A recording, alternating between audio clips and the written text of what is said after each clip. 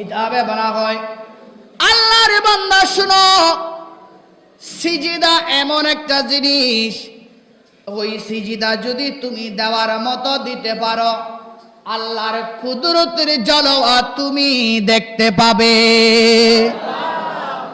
সিজদা এমন একটা জিনিস, শয়তান আল্লাহর সাথে প্রতিযোগিতা করে চ্যালেঞ্জ করলেন, আল্লাহ এই সিজদার কারণে আমার গলায় তুমি লানতের গন্ডা পরাই দিলা, আমি তোমার সাথে চ্যালেঞ্জ করলাম তোমার বান্দাদেরকে দুনিয়ার জমিনে সিজদা দিতে দিব না, আমি তোমার বান্দাদেরকে গোমরা করব, আমি সদা সর্বদা চেষ্টা করব তোমার বান্দাদেরকে যেন সিজদা থেকে দূরে সরাইতে পারি।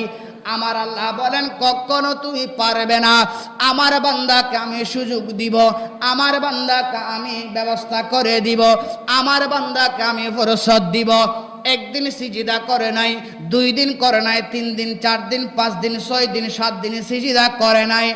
আমার বান্দা জীবনে যেই দিন নিজের কৃতকর্মের ফল নিজেই বুঝতে পারবে, নিজের জীবন কোন পথে বিলীন করে দিছে বুঝতে পারবে। আমার বান্দা যেই দিন নিজেকে নিজে ছোট করে গুনার সাগরে ডুবে গেছে এই কথা চিন্তা করে আমি আল্লাহর দরবারে আসবে, আমার কাছে তওবা করবে, 2 চোখের পানি ছেড়ে দিবে। ওই বান্দা যদি 80 বছর গুনাহ করে, 80 বছর যদি সিজদা না করে, একদিন যদি খাস নিয়তে শুদ্ধভাবে সিজদা করে, 80 সেকেন্ড লাগবে না, আমি আল্লাহ তার গুনাহ মাফ করে দেব। সিজদা এমন জিনিস, এই সিজদা দিয়ে আজকে হযরত আনারুল্লাহ শাহজি রহমাতুল্লাহ আলাইহি আনারুল্লাহ হয়েছেন।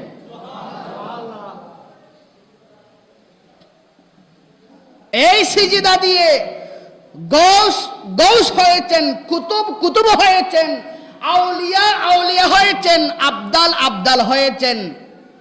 কারণ আপনি তরিকতে, হাকিকতে, মারফতে যেতে পারবেন শরীয়তের মাধ্যমে। যার শরীয়ত নাই তার তরিকত নাই, মারফত নাই, হাকিকত নাই, তার কিছু নেই।